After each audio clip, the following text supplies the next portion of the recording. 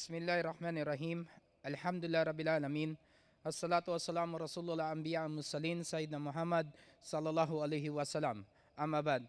Ang lahat ng papuri ng Allah subhanahu wa ta'ala ay kay Allah subhanahu wa ta'ala lamang, ang siyang nag-iisang Diyos, ang Allah subhanahu wa ta'ala, at sumasaksi ako kay Prophet Muhammad sallallahu alaihi wasallam na isang sugo alipin ng Allah subhanahu wa ta'ala.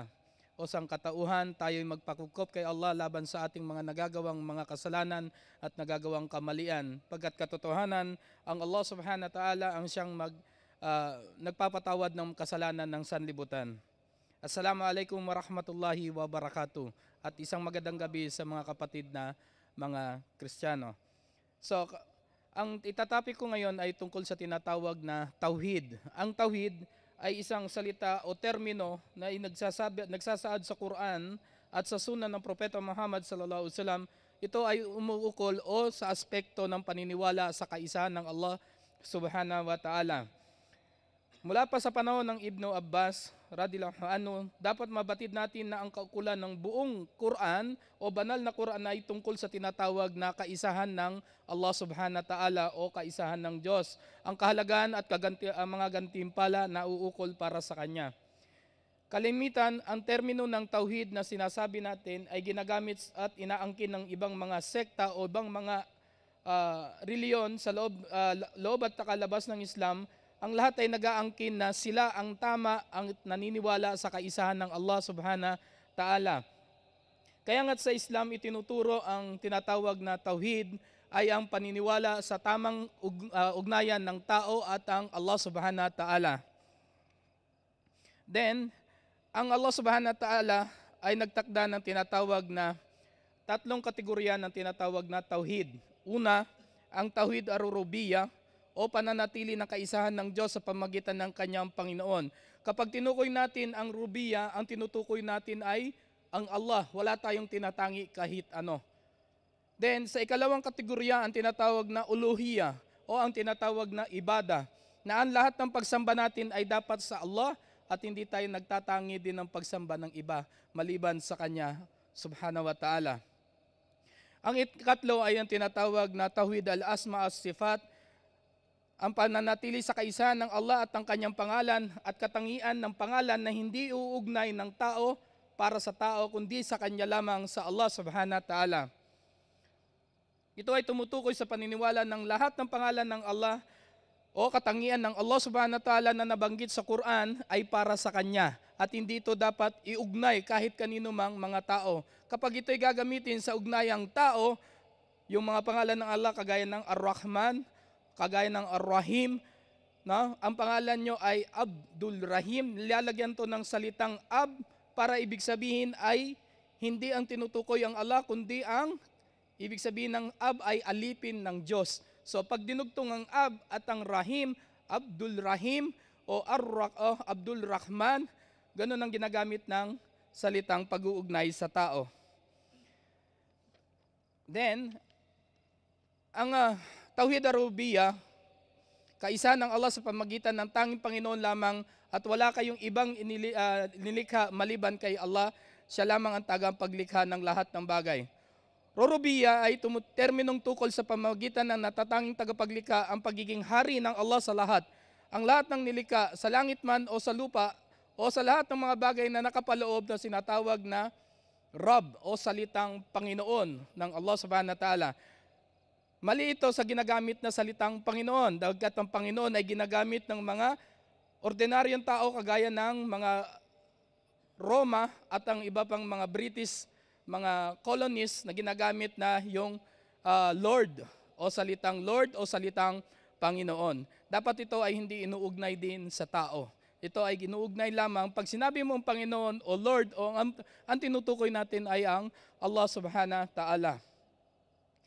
Kaya nga't kinuha ang salita sa pagkahulugan nito, kinakailangan itong kalingain, alagaan at likayin at tinatipunin ang lahat ng mga ito sa mga elementong gustong sumira ng kapangalan ng Allah subhanahu wa ta'ala.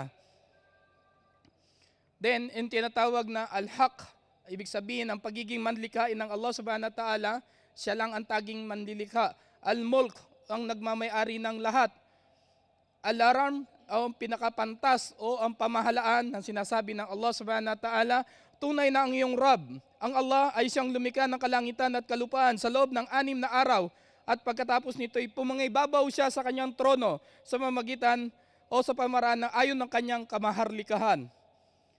Sinahanin niya ang gabi o ginawa niya ang gabi panakip sa araw at siya'y lumikha ng araw, buwan at mga bituin sa lahat ay sumunod sa kanyang kautusang katotohanan ng Allah subhanahu wa ta'ala lamang ang naglikha at nagantas ng papuri kay Allah, ang Rab ng alamin, ang lahat ng nilikha ayon sa sura ng Al-Araf, chapter 7, verse 54. Then, yung tinatawag na mulk o salitang Muslim na tinatawag dito ay hindi lang tumutukoy sa tao. Ito ay panglahatang na mga nilikha ng Allah, gaya ng araw, gaya ng bituin, gaya ng mundo, gaya ng buwan, gaya ng araw. Lahat ng ito ay sumusunod sa Allah, kaya tinawag silang mga Muslim. Hindi ito nakaugnay lamang sa isang tao. Hindi ito kagaya ng pangalan ko, ako'y naging isang Islam, tapos sinabi ko ako'y isang Muslim, inako ko na ako lang isang Muslim, ako yung isang tinatawag na walang kaalaman sa Islam. Sapagkat sabi ng Allah, ang lahat ng sumunod sa Kanya, tumalima sa Kanya, ay tinatawag na mga Muslim. Then, ang Tauhid Rububiyya ay paniniwala sa Allah lamang ang natatanging Panginoon at tagapaglikha o tagapagligtas ng lahat ng bagay dito sa mundo. At siya ay nagtatanghad ng gawain ng kanyang mga nilikha at siya ay bumubuhay ng patay, ang Allah subhanahu wa ta'ala.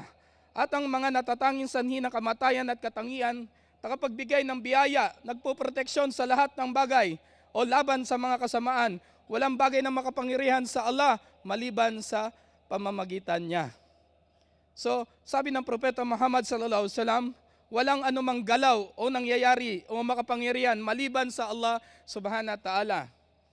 Sabi rin ng Allah subhanahu wa ta'ala, sabi niya, ang Allah, siya ang tagapaglikha ng lahat ng bagay, siya ang wakil, o ibig sabihin ng wakil, tagapangalaga ng lahat ng mga nababagay dito sa mundo. Ayon sa sura ng Al-Sumar, chapter 39, verse 62. Then sabi rin ng Allah subhanahu wa ta'ala, walang sino man ang may kapangyarihan o karapatang sambahin maliban sa Allah subhanahu wa ta'ala na siyang tagapaglikha ng lahat ng bagay. Kaya't siya lamang ang sambahin natin at siya lamang ang wakil natin sa lahat ng mga bagay na ating ginagawa ayon sa Suratul An'am chapter 6 verse 102. Then ang Allah rin ang siyang kumukontrol ng lahat ng bagay. Ang Diyos na Allah, ang salitang Allah ay Arabic lang. Kung ito'y tutungon natin sa salita natin, ito ay Diyos. Ibig sabihin, ang tinutukoy natin, ang pinaniniwalaan natin, ang siyang nagkukontrol, nagpapahintulot ng lahat ng nagaganap, maging mabuti man o masama, ang nangyayari sa mundo, ayon kay Allah. Maliban sa mga ginagawa ng tao. Kapag ginawa nyo na sobra, hindi na ito tinakda ng Diyos para sa inyo. Okay? O di kaya kung nais nating iwasan ng mga masasamang mangyayari, o di kaya magtataon ng kabutihan o swerte ng isang tao, dapat ang tao dumadakila lamang sa Allah, hindi nangangailangan ng ibang tagapagbigay ng swerte. Ang swerte kay Allah. Huwag niyo sabihin pati malas kay Allah rin. Hindi nanggaling kay Allah yan. Nasa tao na ngayon ang tinatawag na kamalasan. Then nararapat din sa tao na tayo'y haharap sa Allah subhanahu wa ta'ala kung manalangin tayo sapat kay Allah at sa tamang itinuro niya sa mga taong ipinadala niya o sa mga sugong ipinadala niya rito sa mundo. Sapagkat ang Allah ay nagpadala ng kanyang mga sugo sa panapanahon gaya ng Adam alayhisalam, gaya ng Abraham, ang Noah, ang Moses, ang Jesus alayhisalam at ang Prophet Muhammad sallallahu alaihi wasallam. Ito yung mga taong guide ng Allah. Itinuturo para sa kaisahan ng Diyos, yung tamang aspekto ng paniniwala sa pagiging Diyos ng Allah subhanahu wa ta'ala. Kaya nga kung tayong tao ay maniniwala sa Diyos, dapat ang kinikilala nating Diyos, isa lang. Hindi ito naging tatlo o hindi ito naging tao at wala rin kaugnayan ito sa pagiging anak ng tao. Kundi ang Diyos, ang Allah subhanahu wa ta'ala ay nagbigay ng panuntunan gaya ng sinatawag na sura ng tinatawag na Ikhlas. So sabi ng Allah subhanahu wa ta'ala, Bismillahirrahmanirrahim, sabi niya, Qul huwallahu ahad. Sabihin mo Muhammad, sabi niya, Kul means sabihin mo Muhammad sa tao, dapat ang Diyos na kinikilala nila, isa lang. Ahad means isa. Walang ikalawa, walang ikatlo, at walang maraming Diyos na haharap sa Allah subhanahu wa ta'ala. Kul walau ahad, Allahu samad. Dapat yung Allah na kinikilala ng tao, siya yung nagmamay-ari ng mundo, hindi pag-aari ng mundo. Hindi sabi na ang Diyos ay nasa inyo. Paano kaya magiging sa atin ang Diyos kung tayo ay tumatalikod sa Allah subhanahu wa ta'ala? Kul huwallahu ahad, Allahu samad, lam yalid walam yulad. Sabi ng Allah subhanahu wa ta'ala, lam yalid walam yulad. Sabi niya sa tao, ako hindi ipapanganak at hindi magkakaanak ng tao sa mundo. Sabi niya, walam yakulahu kufuwan ahad. Walam yakulahu kufuwan ahad. Ibig sabihin ng Allah subhanahu wa ta'ala, wala siyang katangi kahit isa sa atin. Wala siyang kauri kahit isa sa atin. Wala siyang kamukha kahit isa sa atin. Hindi tayo kagaya ng Diyos, ang Allah subhanahu wa ta'ala. Ordinaryo lang tayong mga tao. Siya, kaya niyang lahat. Tayo, limitado. Kung kagaya tayo ng Diyos, dapat yung mata natin, true and true. Kita mo lahat. Kahit yung labas ng mundo, kita mo. Alam mo kung ano nandun sa atmosphere na yan. At alam mo rin siguro yung nasa likod mo. Dahil ang Allah, ang kanyang ibabaw, ang likod, ang kanyang harap, at ang likuran, kabisado ng Allah. Alam ng Allah ang lahat ng bagay na ito. Then, ang tinatawag na Tauhid al-Uluhiyya o kaisa ng pagsamba. Dapat yung pagsamba natin na ginagawa sa Diyos, sa Allah subhanahu wa ta'ala, Kanya lang. Wala ni kahit na sino mang pwedeng maging tagapamagitan sa tao at sa Diyos, maliban lang sa bibigyan ng permiso ng Allah subhanahu wa ta'ala, kagaya ng gagawin ng Allah sa Propeta Muhammad sallallahu alaihi wasallam pagdating ng Day of Judgment na tinatawag. Ang uluhiyya ay terminong nagsasaad ng katangian ng Diyos, ng pag-ukol ng lahat ng kanyang pagsamba para sa Kanya. Kahit ito ay gawain ng dami o yung sinatawag na puso. Ang salita ay pagsamba, ang gawa ay pagsamba, ang matulog ay pagsamba, ang uminom ay pagsamba, ang sex ay pagsamba sa Allah subhanahu wa ta'ala. Kasi ginawa din ng Allah yan. Ipinahayag niya sa atin o itinuro din sa atin.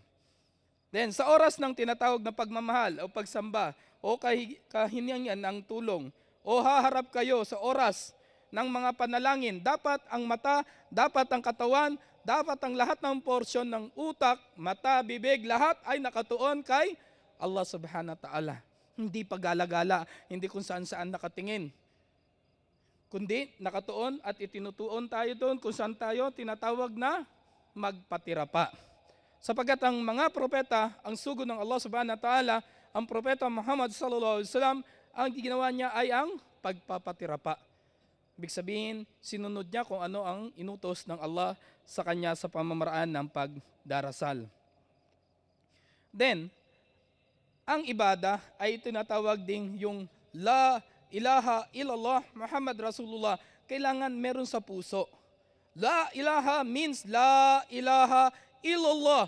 Sabi mo, ako ay walang ibang Diyos na sasambahin maliban sa Allah subhanahu wa ta'ala. Illallah, kay Allah lamang, sabi mo, ang iyong pagsamba.